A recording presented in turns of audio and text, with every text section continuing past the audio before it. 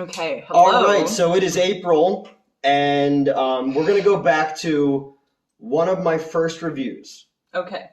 One of the first videos that I did for this channel solo was a Face of Death review. Mm-hmm.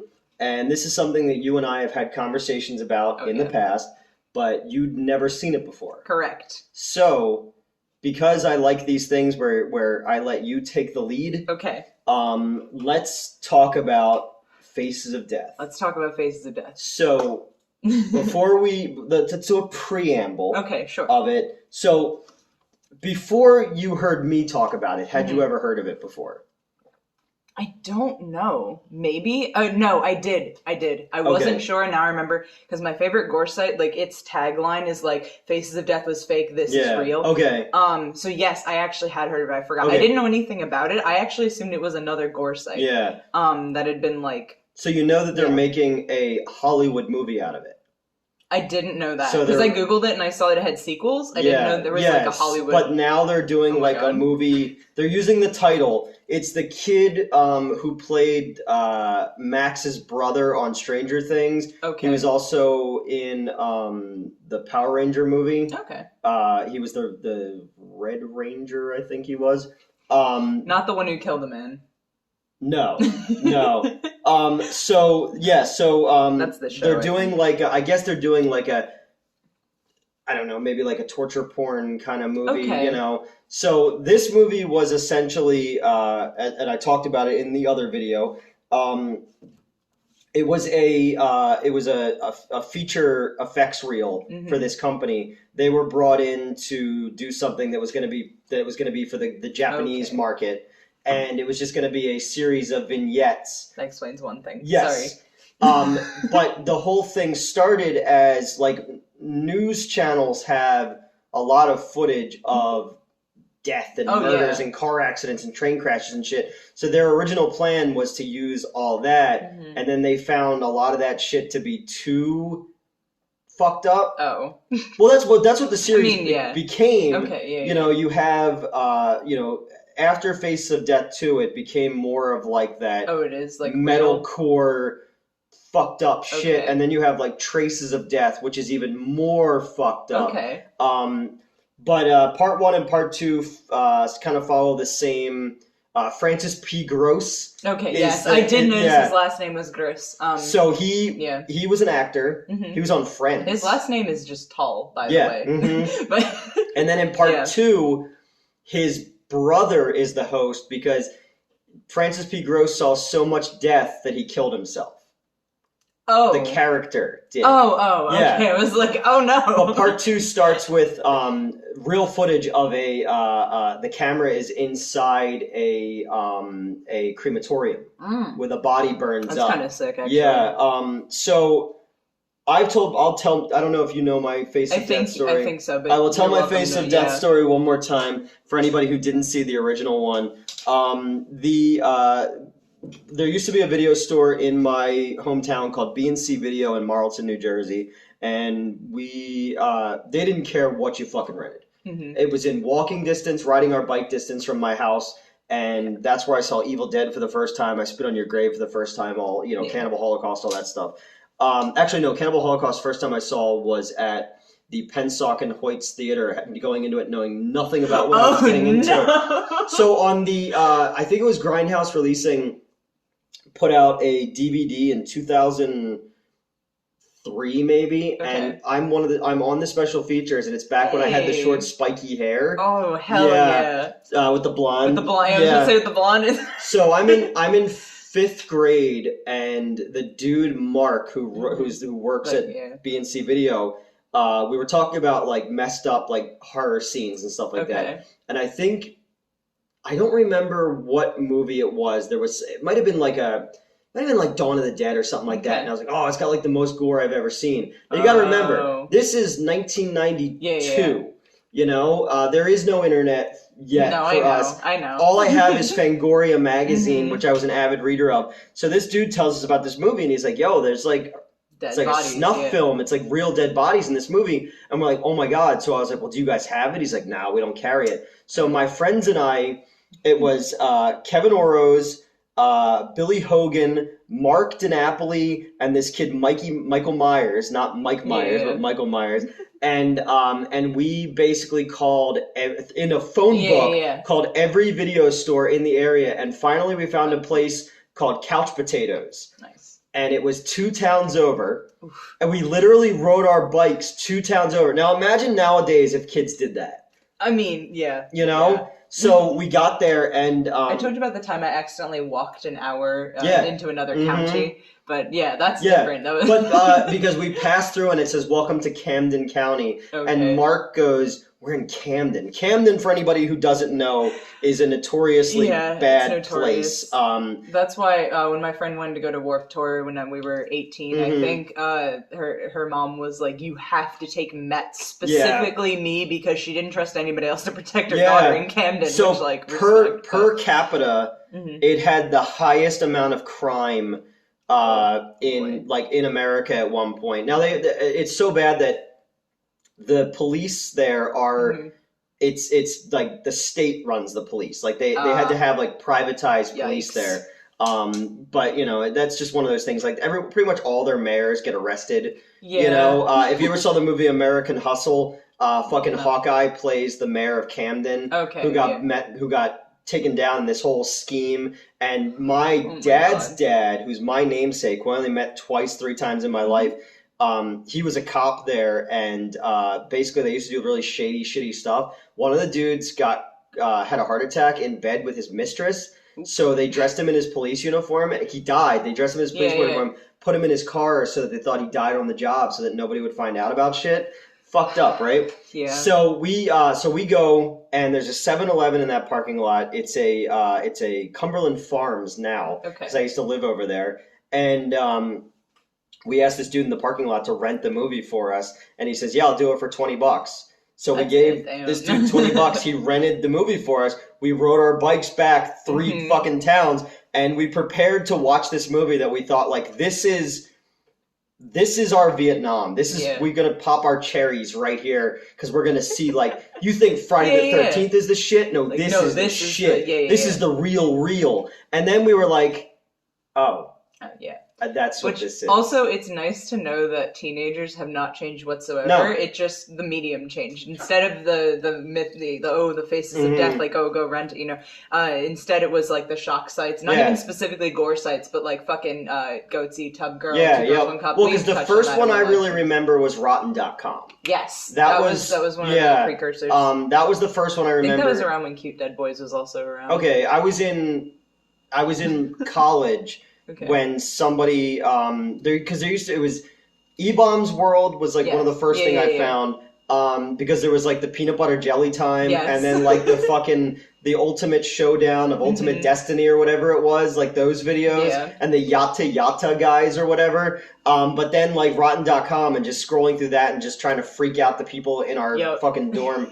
But yeah, so we got this movie, and then we were so fucking disappointed that like we had the one kid's brother drive us back and just like fucking dropped it in the drop box, and we were just so disappointed by the entire fucking proceedings. But we kept the illusion alive. Oh yeah. When people asked about it, we were like, oh yeah, no, it's super fucked up. And it's just funny because when I put the video out, one of the things I discovered was that a lot of people had the same reaction. So it was just this whole funny like kayfabe version of Faces of Death. So so now that we've gone through the preamble, so I knew this, or you told me this story before, and I just knew that like I had to watch it. There's no way I couldn't watch something that was Faces of Death that again was like pre-internet, like the gore site. You know? And I was similarly disappointed, but also I've got a lot of feelings. A lot of feelings. Okay. So first off, I said this in the Discord. I actually had to stop watching and start it again, because like 10 minutes. So the first like half an hour to 40 minutes is just scenes of animals dying. Yeah. But they're playing Old MacDonald at one point. Yeah, it was odd. The tone was really strange. But like, it was just like, all right, because when the dude's getting the electric chair, they're playing like Dixieland jazz music. In general, I noticed that as I was like, that doesn't fit normally. But specifically though, like, because all right, so picture this: it's like 3-4 o'clock in the morning. I've been playing Pokemon all day. And I've got like you do. I've got someone over, and he's starting to fall asleep. I'm not asleep yet, and I'm like, oh shit, I gotta watch Faces of Death before Thursday. And so I'm like, hey, it's good that he's falling asleep because he does not like gore. Okay. So I'm like, all right, well, no big deal. Like, I'll just settle in and maybe fall asleep to this. But and it's funny it's on Tubi. And it's on YouTube as well. I found it on Vimeo. Oh, Vimeo, okay. But it's just funny that this, like, under-the-counter thing it's like is just now... on YouTube. Yeah, it's just that, Because I searched Faces of Death, and the first thing that popped up was a Vimeo link. So I just went with that. I assumed it was too... Like, it went against YouTube's guidelines or whatever, but I guess not. No. I guess because it's framed very educationally, which I thought was very interesting. And the thing about it is, do you know what the Mondo movies are? Yeah. Okay, so this is, for anybody who doesn't know, the Mondo Kane films were they're kind of racist. Because it is very much this, like, look how weird other cultures are. Isn't Africa weird? Isn't Asia weird? There were some hints of that. Yeah, so the Mondo films were like this, like, around the world, other customs. It was an excuse to show nudity and shock, but as a colonialist, basically.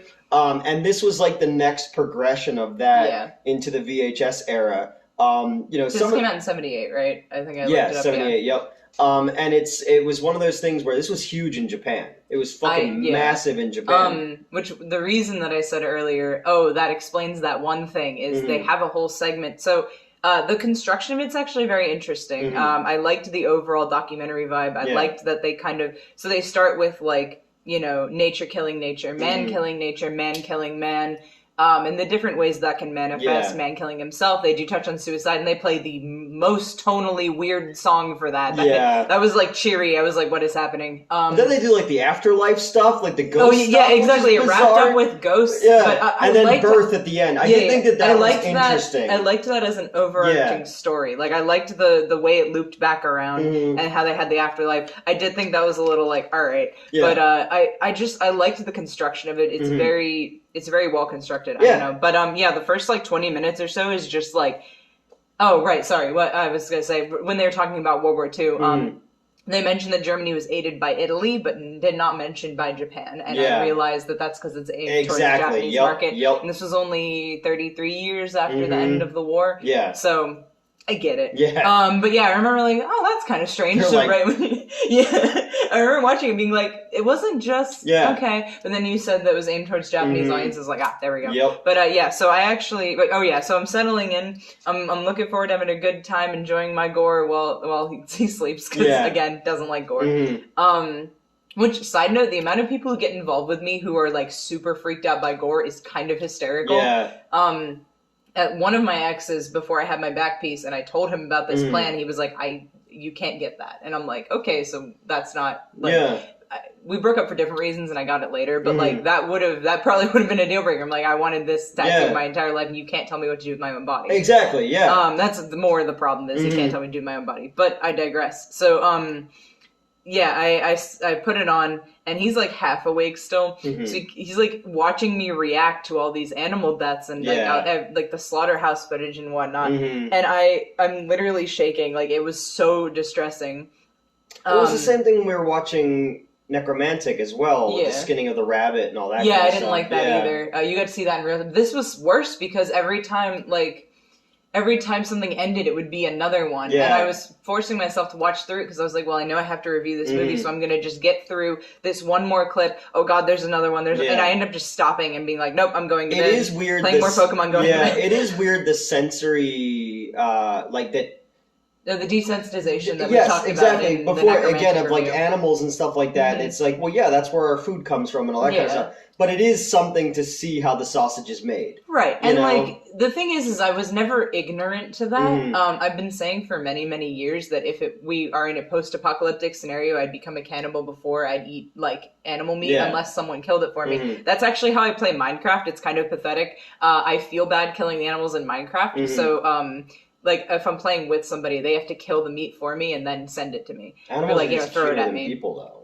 Yeah, but I just, like, I feel bad because, like, the pig's just chilling, and then, because literally, like, the first time my brother made me kill something in Minecraft, he was teaching me how to play, and he was like, all right, now go hit that pig. And I did, and it turned red and squealed, and I was like, what? And he's like, do it again. And I was like, why? So I'm hitting this pig over and over, like crying, apologizing, not literally, but like I was apologizing to it. And it like falls over and turns into meat. And I was just left with this empty feeling. And I was like, I'm never doing that again. But yeah, so I had to sit there keeping that in mind, keeping that I couldn't even kill a virtual pig. And I was watching all this slaughterhouse footage. It literally went on for 20 uninterrupted minutes.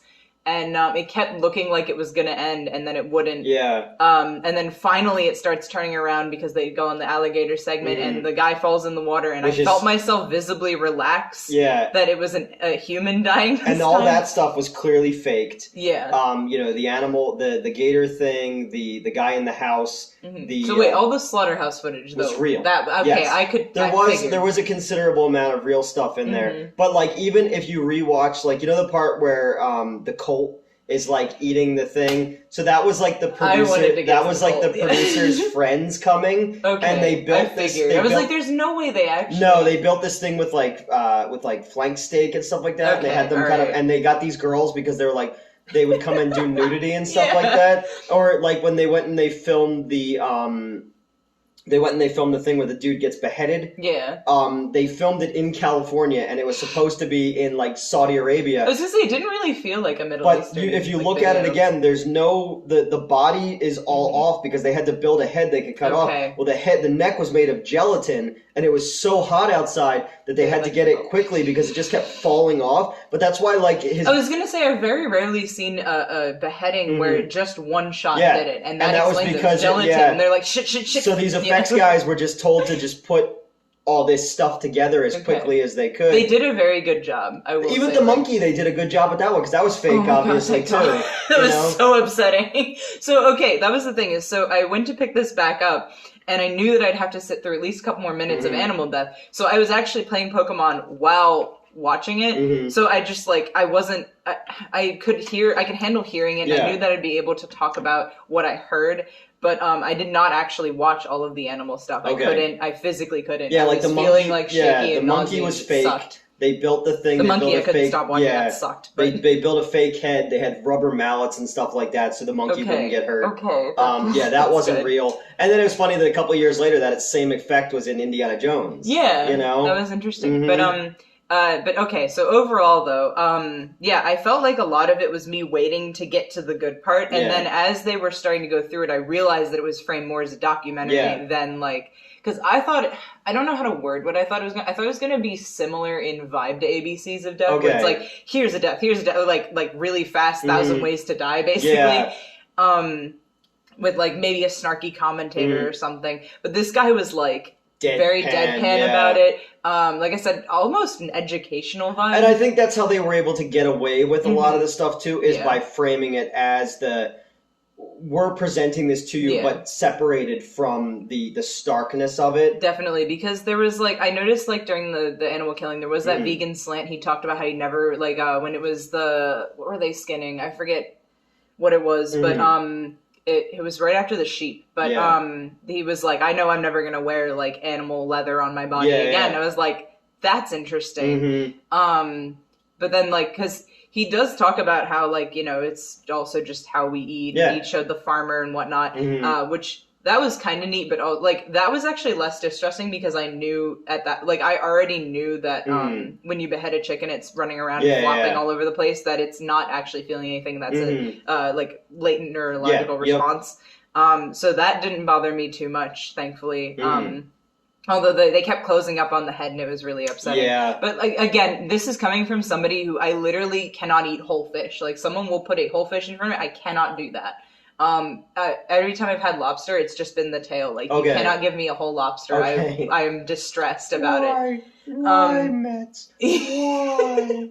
But it was also super interesting because at one point they showed animal surgery, and that felt like mundane to me. Because you've done that. Because I've done that a million times before. So, like, you know, it like I mentioned in other reviews, I'm sure, and in live streams, like, I grew up in a veterinary hospital, basically. I've been watching surgery and looking at surgery PowerPoints since I was, like, probably 6 to 8. So, like, that is very much just another part of life for me, is seeing animal guts, but specifically in a surgical context. And like, you know, that's obviously, I think the way that it works in my brain is obviously that's to help them. Yes, exactly. So, you know, that's not distressing to me. I also know they can't feel anything. They're fucking asleep. And then they wake up and they're like, oh, what's going on? You know? But, yeah, so that was interesting the way I felt my brain kind of settle when it hit that, the surgery, because I was like, oh, yeah, there you go. That's the surgery. But then, okay, so then the human death part, sorry, so the opening, when they're showing all these mummies. Oh, yeah. The audio they kept playing, 'cause most of them have their mouths open. So they keep doing that, yeah. I couldn't stop laughing. That was the funniest thing I've ever seen in my life. It's so bizarre. But those mummies were fucking cool. Those were very cool. But it was very interesting overall, because I found myself trying to figure out, like, okay, how did they fake this? Because, again, as someone who's looked at gore for fucking ever, certain things will stick out to me. Other things, I was like, they did a really good job with that. Considering that they had very little money and very little time, they did a good job. And you cover up as much of it. And again, because so I'm sure some of it was the camera. Yeah, and again, because it's 1977, you're not shooting HD, you're not, you know, and so I'm just seeing, like, vague smears of color. I'm like, yeah, that looks right. But, and when you don't have also, like, you know, this isn't the first, like, found footage kind of thing. But it does have that early, like, oh, okay, that's interesting. They had to sit down and figure out, how are we going to shoot this where it looks like it's real? Definitely. You know, but then you go like, well, they would never let a camera in. That's the thing. So interestingly, the electric chair scene. The narration is what brought me out of it more than anything else, because the effects were really well done. And again, some of it is probably because they weren't shooting in HD and whatnot, but the effects were well done. If you had just given this to me and not told me it was fake, like I probably would have assumed still, but most of it was pretty convincing. At least. So, you know, but then, like, the narration was what took me out of it, because he was like, they let me film this. I was allowed to do that. Especially the fucking deep sea thing. Sir, what do you mean? Or no, the cave, that's what it was. I mixed up with another video I saw recently, where some dude was stuck on, like, a half-submerged thing for, like, 60 days or something. I don't know. But he survived. That was why I remembered it. But, no, like, they went to save this dude in a cave, and he's talking about how dangerous it is to save spelunkers that have fallen. And then, like, the camera's there, and I'm like, sir, they're not letting you in there. Like, they're just not. No, you know. And it's before GoPros, so don't tell me you, like, smack that shit on giant ass fucking, exactly. You know. You couldn't just, like, clip it to somebody now.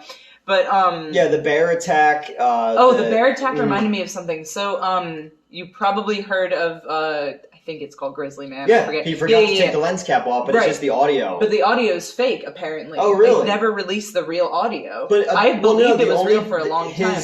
No. I know that the video. I know he forgot to take off the cap, but Werner Herzog at the end, that audio was never actually released. You just have him listening to it and him going, "No one should ever hear this." But anyway, no. What I mean is, there's a fake version going around. No, I know that. Yeah. Then exactly. So it's never been released. You ever watch The Office?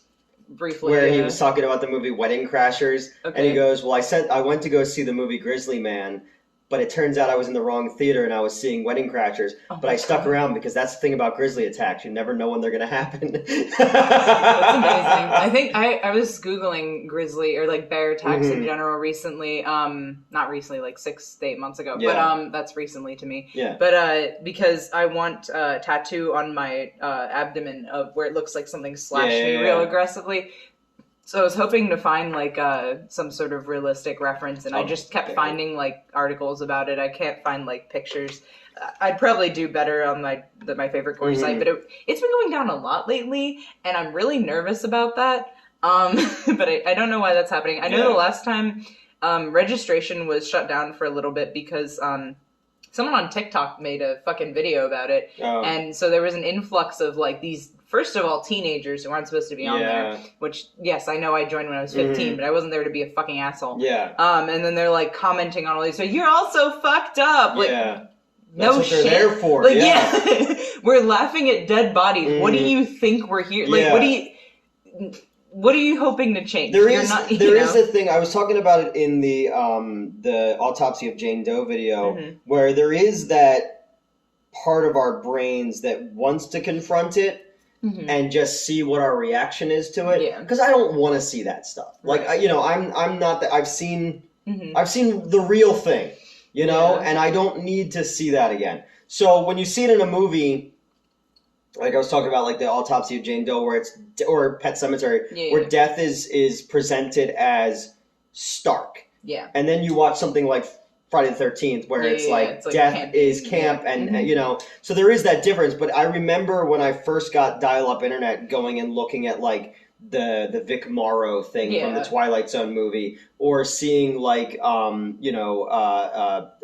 Dwyer, but I saw that happen for real. So there's a lot of this shit, and you watch it and you go, okay, like I'm still here, I'm alive, but it's like I confronted that thing, and I was like, all right, I don't need to see that again. You know, so even with this movie, as a fifth grader, there is this taboo about it. It's like seeing pornography for the first time or something like that. You're seeing something that is going to test your senses, basically. Like, obviously, porn and death sites are two completely different things.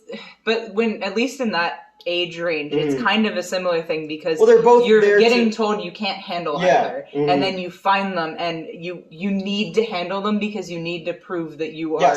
And they're both inciting. They're both inciting a physical response. You know, whether it be a and it is an arousal response, even if it's not strictly sexual, because that's why there's that joke, or not joke, the recommendation to take dates to horror movies, because your body reacts to fear and arousal very similarly, which probably explains a lot about me. But fucking so you have that arousal, you have the anticipation of finding it, you have the like, holy shit, I got through it and I'm okay.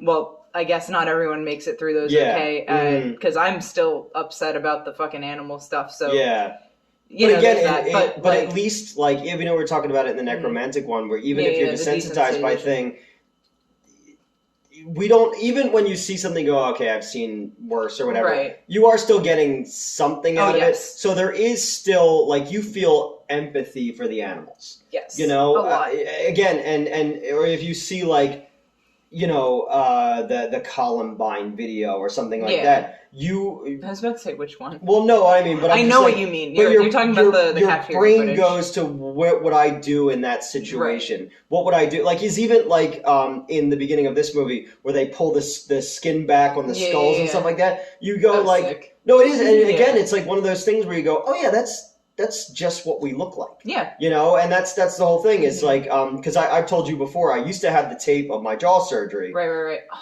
And I don't talk do you ever find it? Well, my dad doesn't talk to me, so I can't, Damn. But it is fucking wild to see. I know what I look like. Yeah. You know what you're. And it's weird to see, but it's just weird. It's like, see the skin peeled back. Because I was there, but I wasn't present for it. So that like fucks with your head a little bit, you know? So yeah, seeing this movie as a kid and going into it with that anticipation, and then when you finally confront it, you go, oh, that wasn't so bad. Oh, no, because it's like the Wizard of Oz, man. It's like, oh, it's a dude behind a curtain. The man behind the curtain. You know, it's like that's why you kept it alive. Yeah, exactly. So it's like, because I wanted someone else to come about it the same way, So there is, this movie is an interesting, it's an interesting time capsule. It's an interesting rite of passage. Definitely. And again, for the time period which they did for the money they had, it's very good. It was interesting. Yeah, it was. And like I said, the plot like held. Even though obviously it's more of a thrown together plot. Yeah. And it's interesting because like they brought up a lot of questions that they didn't bother trying to answer because that would have derailed it. Like you mentioned Columbine. They talk about what's it called? What were the more recent ones at the time? They talked about a couple of like killers. Yeah. Actually, one guy who they said went crazy, and they had the footage of him, like there was cops shooting at him and whatnot. And they brought up the question of like what brings a man to do this. And they did, and obviously it being from '78, they had the like they had the '78 era theories about it. And then like there was a bit of discussion about it, but ultimately like he did come around. He's like, who knows? Like, that's not for us to decide. Exactly. That's just for you to ponder. Exactly. Because there's another movie, and he brings that up in the war thing as well. There's another movie called, I think it's called like The Killing of America or something like that, and it is literally just about what, and it's the same thing. It's very much in the same style as Face of Death, but it's all real footage of Okay. like, you know, because 78, you got to imagine 77 was Summer of Sam. Yeah. You're post Zodiac. You're post the Manson family. There was something. I mean, there's You're- something wrong You're with mid Jeffrey Dahmer, maybe. 78.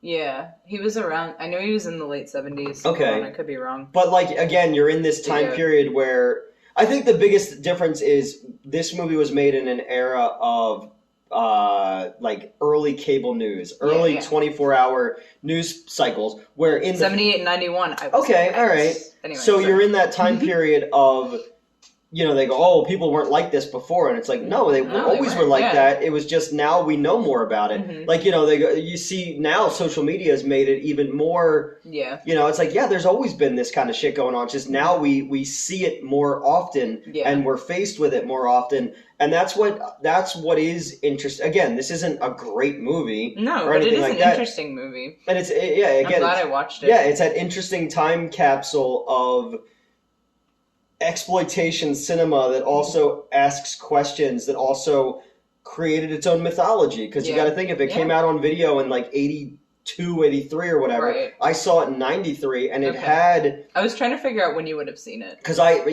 you know, I asked other people about it whose older brothers were like, oh, it's fucked up. So it did have this like underground thing where I don't know if the guys who made it thought that it would still exist the way that it did. Now that everyone... That's a good question. You know what I mean? Because like when you make something, do you go like, oh, well, this is going to be around for 30 years and people are still going to think it's real and stuff like that. So no, it's one of those movies. It's a very interesting... Yeah, it's a very interesting I'm glad piece. I watched it, even though it left me with this, like... It made me feel like... I don't know how to... Like, I guess uneasy. Yeah. Which is interesting, because it obviously wasn't the death. Like, it wasn't the bodies. Yeah. I don't know. I will say the afterlife part popped up when I was like about to fall asleep. Yeah. So it's like 7 o'clock in the morning, and I'm like putting away my Pokemon game, and I'm like, and we need to make Face of Death Pokemon. Like where, like no, Pokemon has enough edgy shit. It's a documentary about like fan yeah, shit, But oh, where was I going with this? But the afterlife. Oh yeah. But so I'm like falling asleep, or like, you know, half asleep, and I'm like feeling something behind me, and I'm like, I know I'm just paranoid. But like, you know. I used to do that at the Wayne all the time. I used to watch like weird 70s and 80s like supernatural documentaries, and then be walking around the building, and I'm like, I used to have to Lana all the time.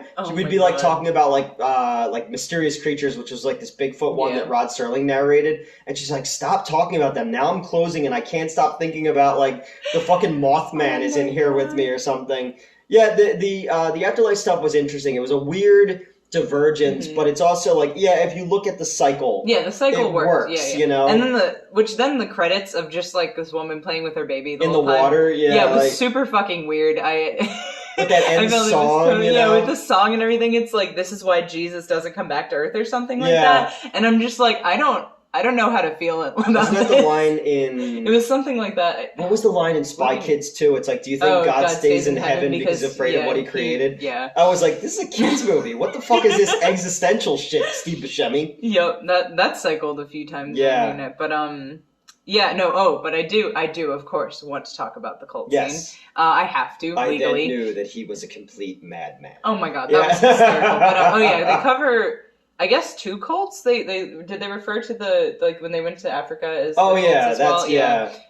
which that was again that stuff was real. Yeah. Okay. Yeah. Mm-hmm. Like that was again the real from the colonial perspective or colonialism.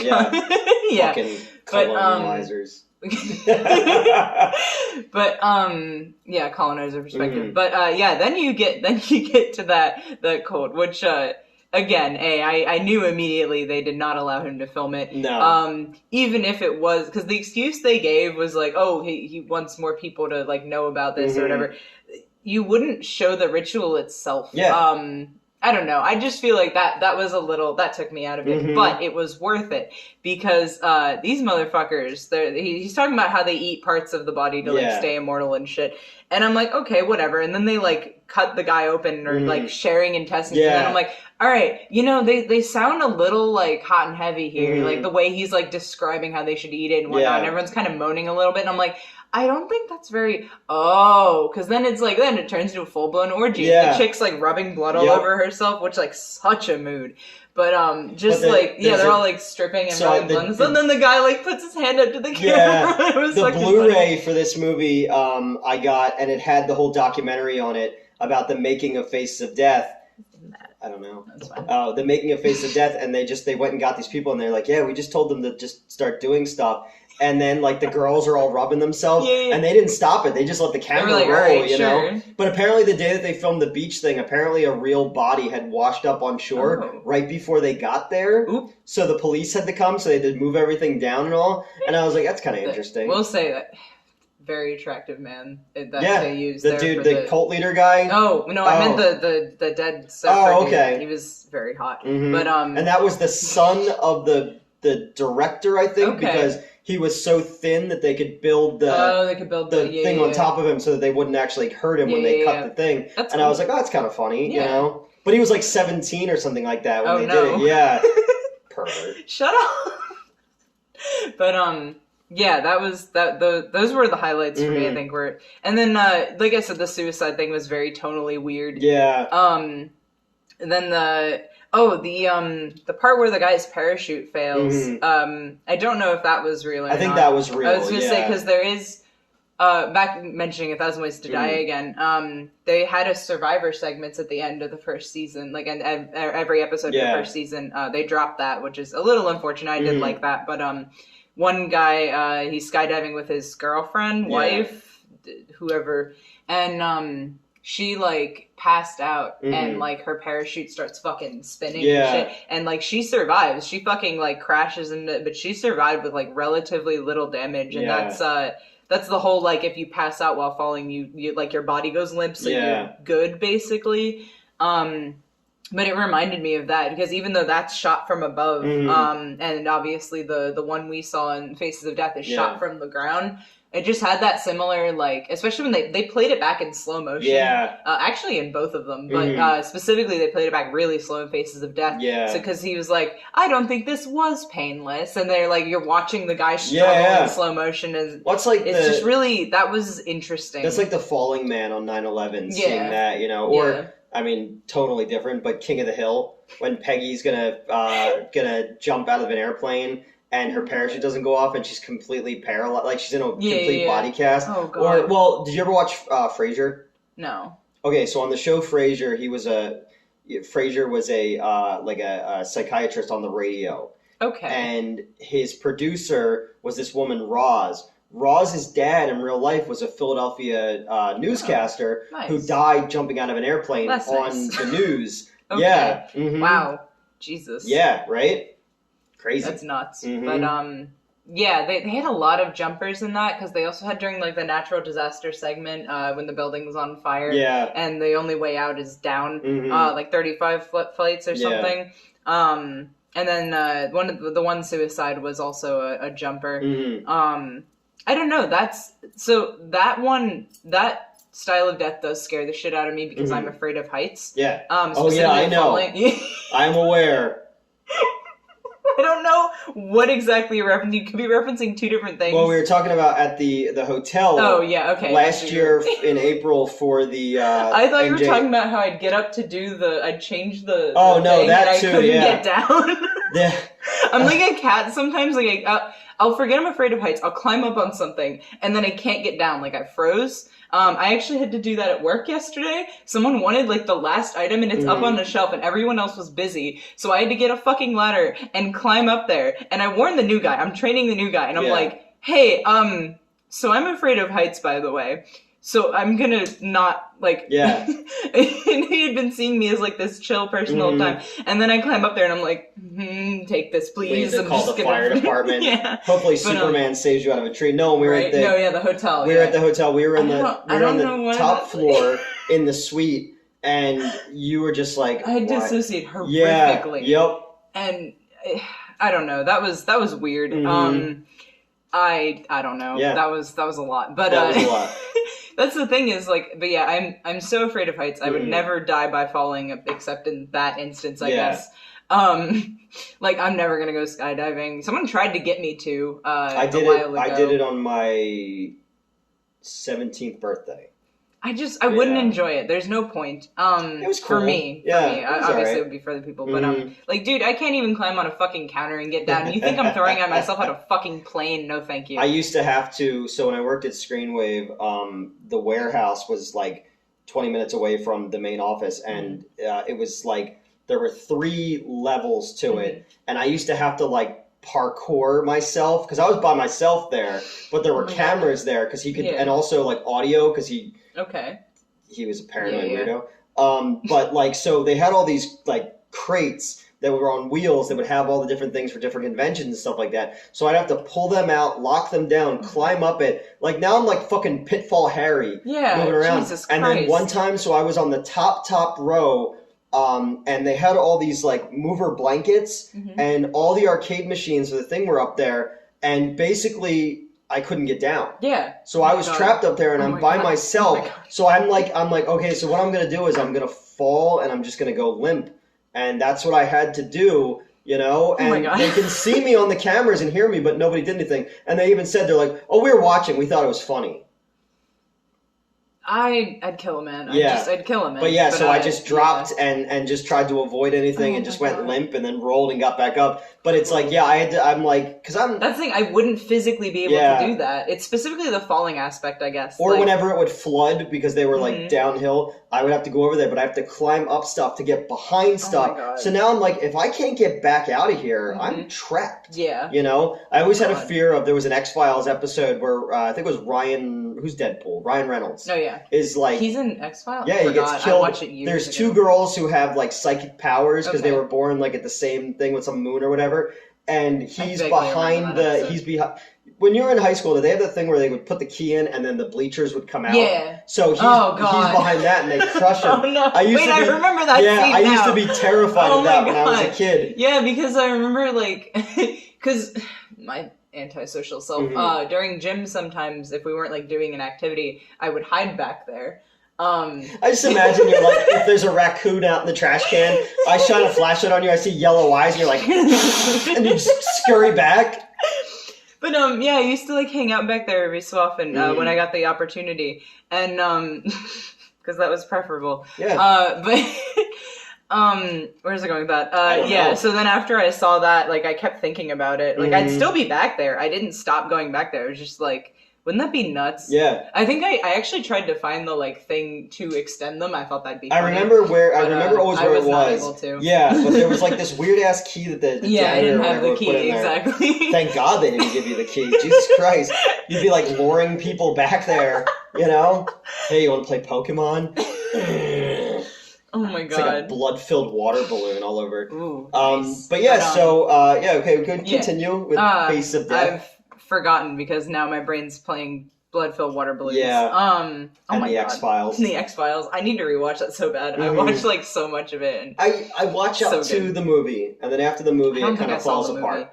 But we just had like 80 of the box sets. Yeah. Like I don't even know. I just would fucking go through them. Because I think season 5 or 6 is when the movie was, and then after that, the show's just not as good. Like there's one episode, there's just a bunch of episodes, and I'm like, this is just filler content at this point. And then Mulder left the show, and then the T-1000 joined the show, and then they added like they changed things up a lot. Because he got married to Tia Leone, and he had the show move from Vancouver to LA, and you could tell where the difference was from there. I gotcha. That has nothing to do with Face of Death. It doesn't. No. Now my brain's saying other things. I need to stay on topic. Yeah. I'm used to our live streams at this point. Like I'm half expecting like look in the chat and see everybody like saying shit about X-Files. But Face of Death. I mean, overall I liked the story. I don't think I'm gonna watch it again. No. I might rewatch that cult scene though. That was a good time. I will say, as soon as I finished it, even though I was like exhausted and trying to go to sleep, I had to fucking rewatch Broken. Yeah. I had to rewatch the Broken movie. I talked to you about it. Yeah. I'm not willing to dedicate a full... Well, I guess I can. I'd be willing to. But, like, I don't know what the fuck I could say about it. But, long story short, Nine Inch Nails has a fake snuff film. And it's actually... Apparently, you can access the archive link through like a hidden spot on the official website. Oh, okay. Also, that's where the Happiness and Slavery music video comes from, which Trent regularly just posts on YouTube every few years.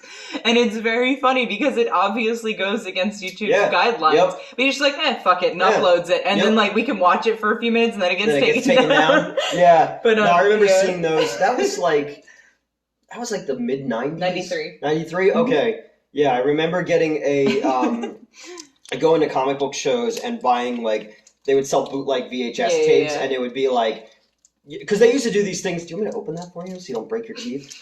Thanks. Yeah. Because when I open things with my rings on, it like pinches and... They used to have these late night commercials like Too Hot for TV. And it would be like either like gore stuff or like sexy stuff. You know, it was like, it predated... As we talked about, the two it predated like, what was the thing where the girls used to is it Girls Gone Wild? Oh yeah, Girls Gone Wild. So like, I'm trying to remember. That phrase still like floats around. There's a really big subreddit for that. Oh, really? Yeah. But again, that's like, the Mondo movies were very much the first of that kind. The first Girls Gone Wild? I know. Well, yeah, kinda. Because you have Mondo Kane, you have Mondo Topless, you have, you know, Africa Blood and Guts, you have Shocking Asia. You like all of these movies that rose out of the 42nd Street thing, because as civilized as we are, we do want to feed the lizard brain. Absolutely. You know, and that's my thing about Clockwork Orange is like, you know, it's, you can dress us up, but we are all wolves in sheep clothing. That's why, like, I get especially mad when people, like, criticize me for liking gore or think I'm a freak or something for it. I'm like, okay. I know. To be fair, a little bit, I go beyond what most people would with it. I know that. But everyone has that curiosity. Everyone has that. Whenever there's a car accident, people slow down and look. That's a whole thing. You know? It's called rubbernecking. Like, there's a whole, you know, there is that part. And it doesn't mean that you... It doesn't mean that you don't care about the person or anything. Empathy, it's just part of our DNA. Yeah. You know, people used to fucking go to the Roman Colosseums to watch Christians get thrown to the lions. Exactly. You know? And also there's the other level of like, you know, sometimes people want people like me dead. Yeah. Specifically because I like gore. And I'm like, that's a little ironic, wouldn't you say? But, you know, crucial thing being I've never killed anybody. But I understand that obviously the feelings will change if that actually has happened. But because I haven't, and people will, you know, tell me I should die, tell me I'm a freak, and then, you know, which also, I mean, that's a whole other thing, because, like, and because they touched on that in Faces of Death, I was thinking about that as well, where it's like, you know, you push people. Like, people get pushed and they end up becoming comfortable in the box you put them in.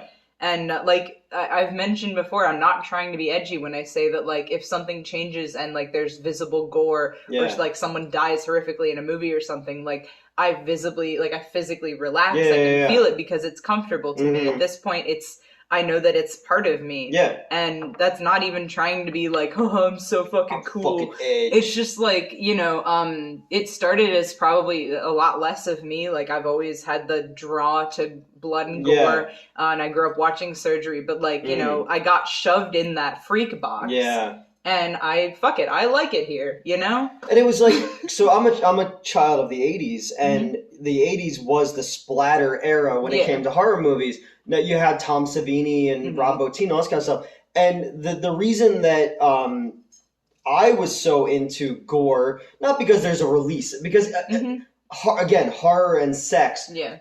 It's sex, horror, a joke. They all have the same basic setup and payoff. Yeah. So you watch a horror movie that's going to have a gore scene, you're waiting for that payoff. Same thing with porn. You're waiting for the fucking money shot, you know? So watching horror movies as a kid, watching Maniac, watching Friday the 13th, whatever, it also gets like... It filled those specific niches. No, it's like, I want to see how this is done. I want to figure out... That makes sense. How it's a magic trick. Yeah. You know, I had Tom Savini's book when I was a kid because I fucking loved the idea of how they did these special effects. Like the idea of, in Friday the 13th, Kevin Bacon...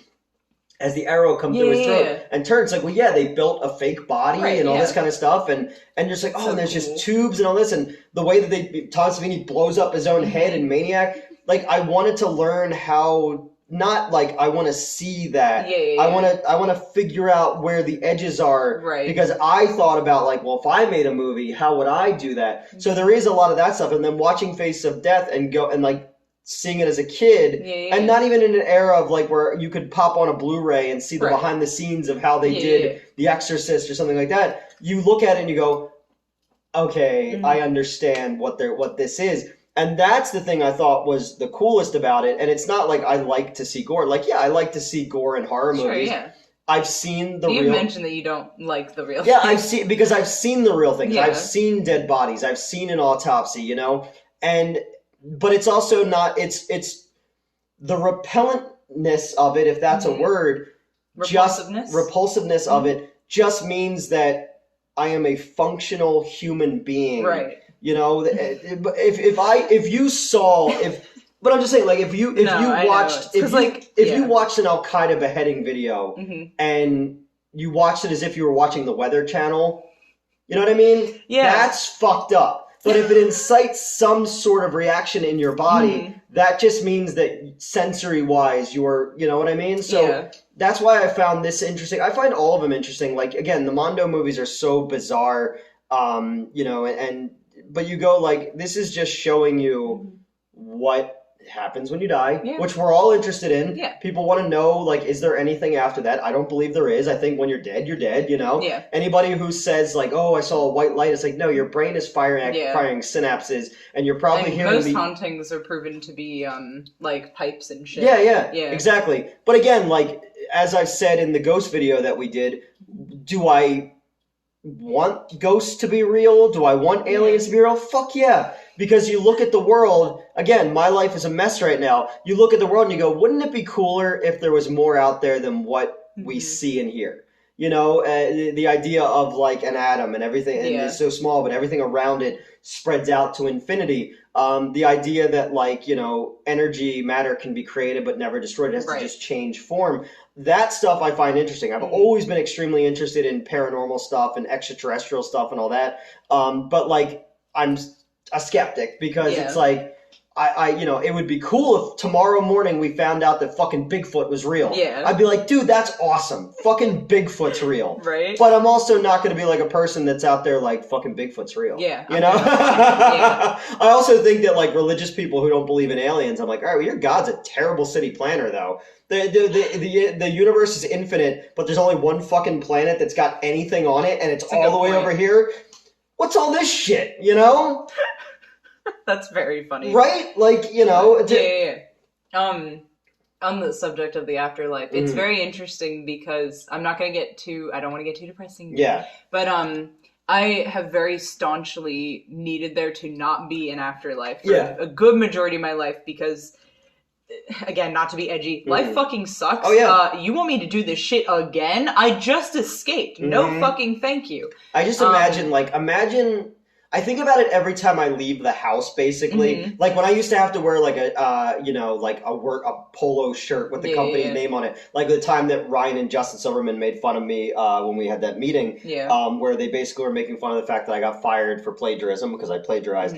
And then that I had to get a job at a movie theater. And they just thought it was so funny that I was wearing the company polo shirt. And that day I thought, like, imagine... And I remember driving to work and being like, imagine if I died right now in a car accident. Because apparently I have fake car accidents all the time, if you ask the subreddit.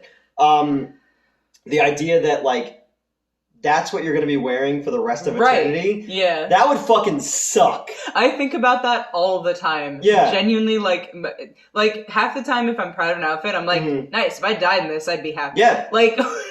Because they used to say, like, my grandmother used to say, make sure you're wearing clean underwear in case you die. Fucking, you know? There's a Hollywood Undead song that's very cheery about suicide. Yeah. It's called Bullet. Okay. It's hysterical to me because I found it when I was in high school and now it's still kind of funny because it's just a very chipper tune and they're talking about dying. But there is the one line where he's like, he talks about buying a suit because when you go to meet God, you know you want to look nice. Yeah. And, like, that has kind of stuck with me. Well, not specifically to meet God, but, like, like if I died in this outfit, I'd kind of be fine Wasn't with that that. also wasn't that also the main crux of the Christmas shoes song? Maybe. Where the mom is gonna die, so they buy her nice shoes because she's gonna meet God. Like I thought people were joking that was a real song. You know, like remember like the Italian donkey song too? Yeah. I was like, that's not real. God. And then when I heard the Christmas shoes song, I was like, oh shit, this is fucking funny. Yeah. Like if you're gonna write, like I want to write the most. Like I'm gonna write "It's a 9/11 Christmas," like just the saddest fucking Christmas song. You can't put 9/11 in the title. It has to be not immediately noticeable. Okay. Although then again, Pumped Up Kicks got away with being on the radio. For who fucking knows how long.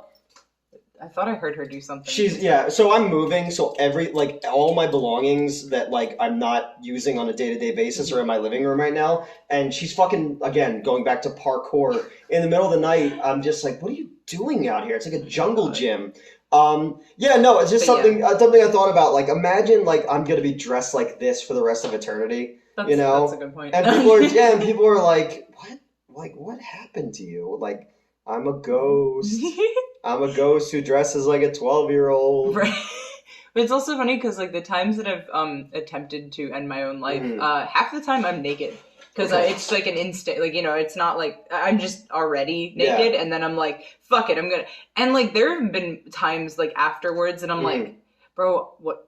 Like if ghosts are real and I just died naked, like how would the other ghosts handle that? Like I'm sure I wouldn't be the only one, but like you know what I mean? Boobs. But like it just that occurred to me afterwards a few times where I was like, shit, man, like you should probably put some clothes on next time.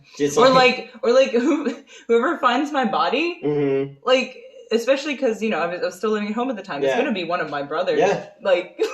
I don't want them to see that. Ghost sex isn't real, then why were you moaning? Because I'm a ghost! Oh my god. Do you think, like... Do you remember the ghost sex in the Next Generation? Yeah, yep. I just had to bring that up. The one with Gates McFadden? Yeah, yep. Where it's like, it becomes like a trashy Irish romance novel with like a fucking, with like a sex ghost. Like, yeah. Because that was, did you ever see the movie, Barbara Hershey was in it, and Ron Silver, and it was based on a true story where this woman was being sexually molested by a ghost. Bro?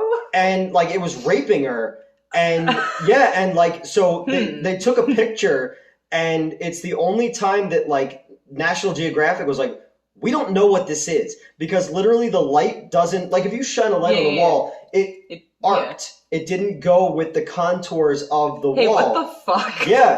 So, and then they, it's fucked up. I'm trying to remember what that movie was called. It's not The Possession or something like that. I don't know. But it was like that. It's a fucked up story. But like at one point, like they were just snapping pictures, and the form of a bald man appeared. And like shit like that is fucked up. It's like I told the story about Wayne and all that kind of stuff. So it's like, I'd love to believe if this shit was real because, you know. In my case, so the finisher of that, of me needing there to not be an afterlife, and then after Scream died, I very much needed there to be an afterlife because I needed to see him again. And, like, there have been a couple of things that, like, look, I still don't believe in an afterlife, but like, man, what the fuck? I got a text from him after he died. Oh. So it's either some asshole, but I tried calling the number right after and it was still disconnected. So either it was some asshole who somehow had their phone number disconnected still, a text he sent before he died that somehow sent right then, but it was responding to the text. I don't know. I don't know what the fuck that was. Did you ever see that thing? It destroyed me for like 3 days, but you know. Did you ever see that thing where it was like, the dude was getting Facebook messages from his girlfriend who died? Yeah. And then like... someone had hacked their account. Well, no, it was like a thing where like there was pictures outside... It's the cat. She's over there. I know. He was like, stop doing this. Pictures like outside his... Yeah, like him in the... I was like, no thank you. Yeah, that's fucked up, but, man. And then like, when I visited his grave on the cuter end of things, there was a bee living in it, and it kept like hanging out around me and like sitting on, like the tattoo of him that I got. That's cool. Not of him, but like that has his name and whatnot.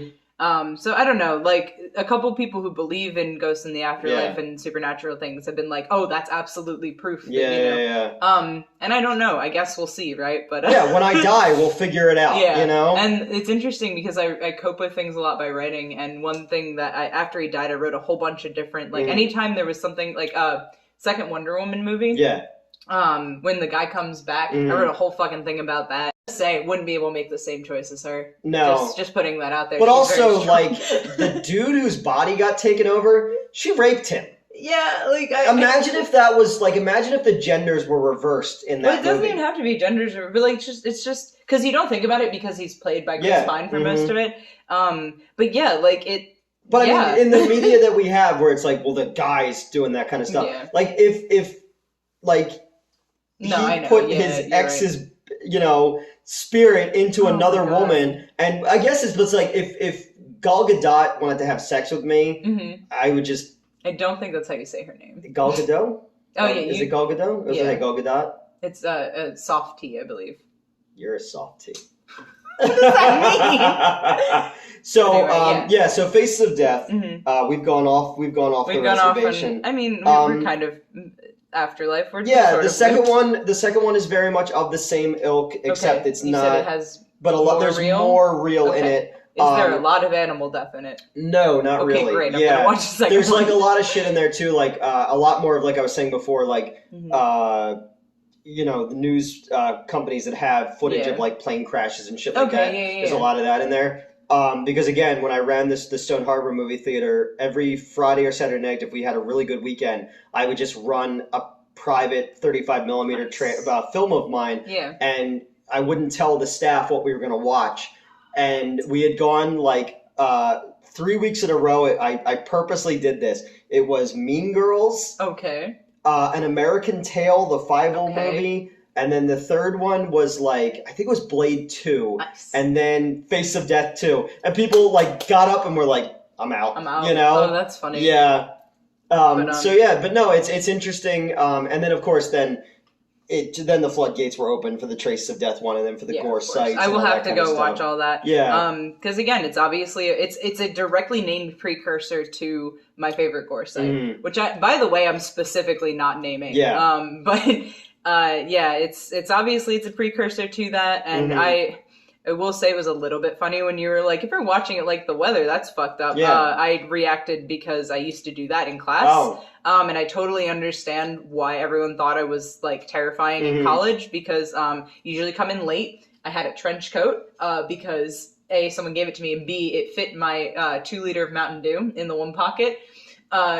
So I would come in late with metal coming out of my earbuds. I'd sit down, I'd pull the 2-liter Mountain Dew out of my trench coat pocket, and I'd open up my laptop and I would scroll through Gore for most of my class. And so anyone who's outside, none of that is fake. Anyone outside of the United States who's watching this, it's really easy to get into college in America, apparently.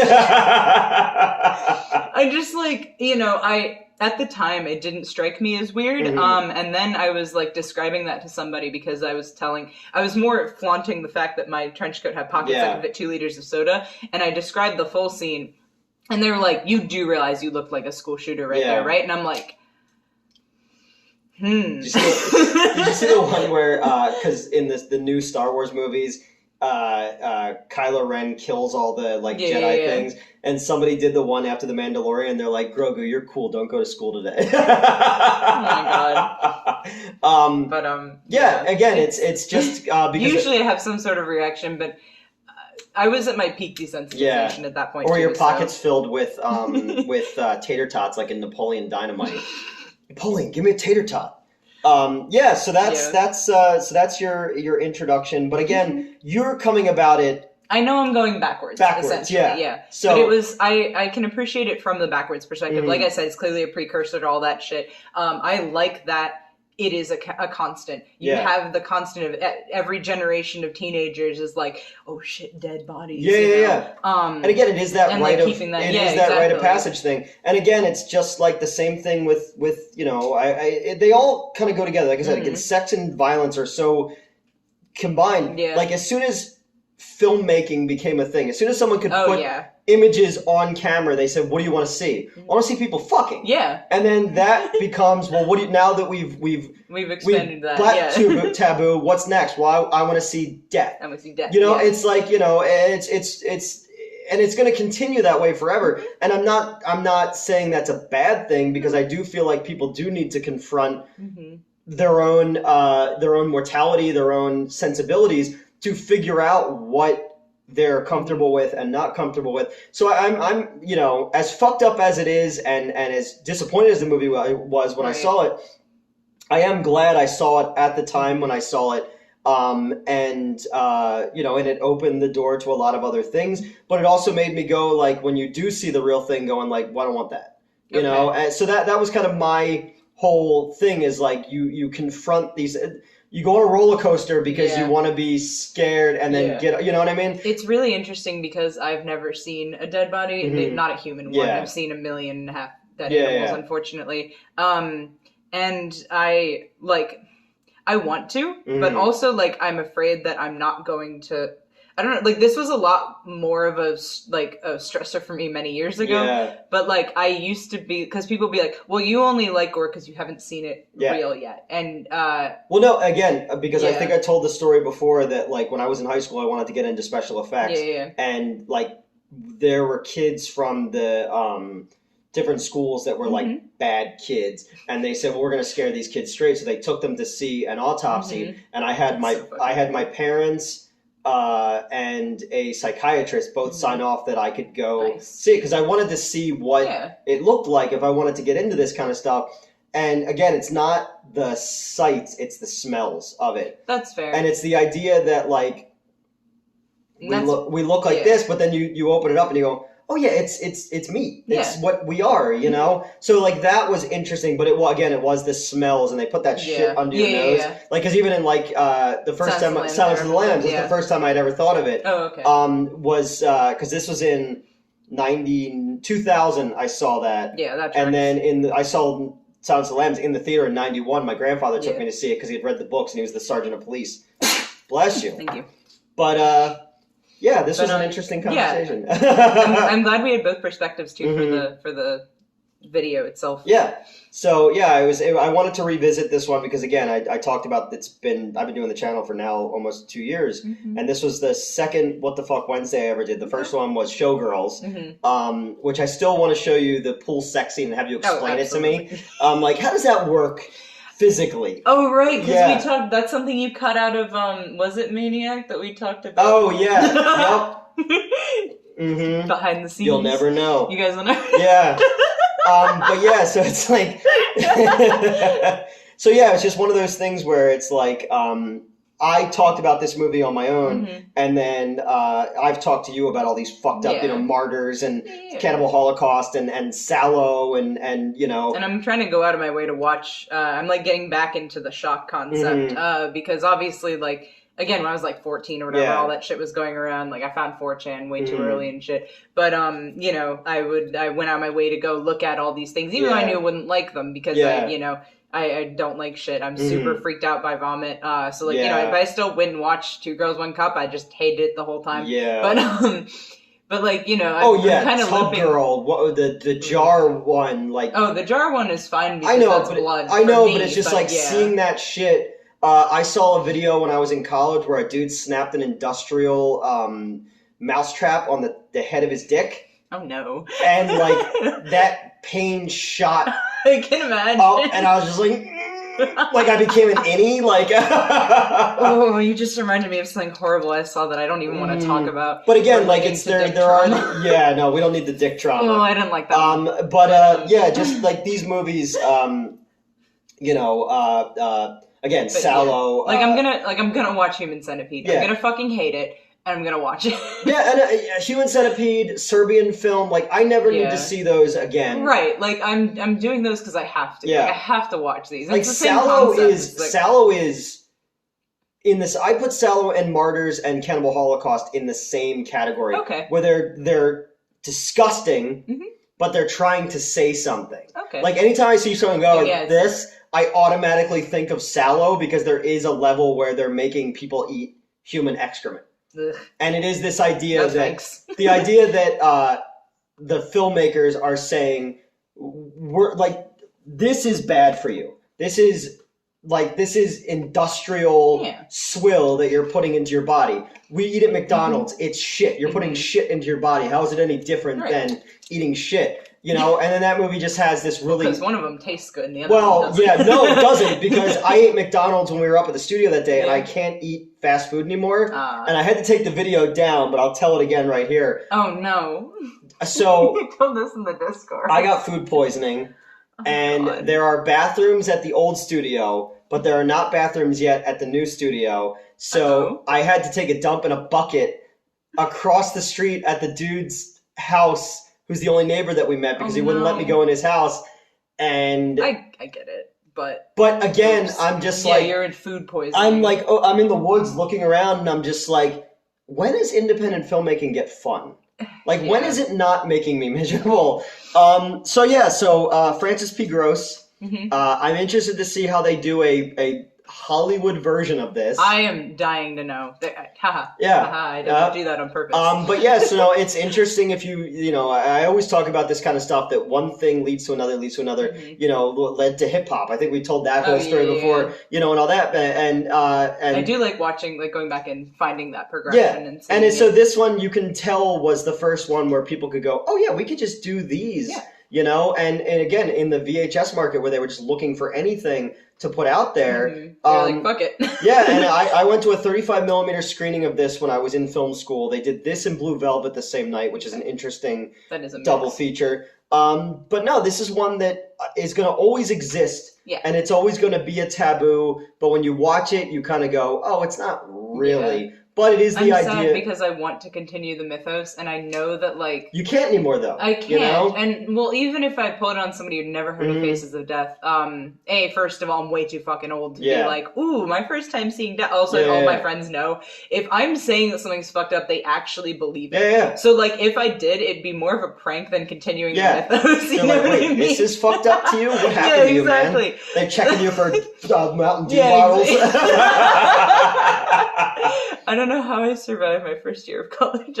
We should do our... I subsisted entirely on ice cream and Mountain Dew. We should do a whole popcorn we should do a whole series now that's like Faces of Clown Death, and it's just all found footage of like clowns dying, like at birthday parties or something like that. Like maybe the clowns pull it, like blowing up a balloon, and the kid does like that and his fucking head explodes. That's funny. All right, guys, thanks for joining us. Bye.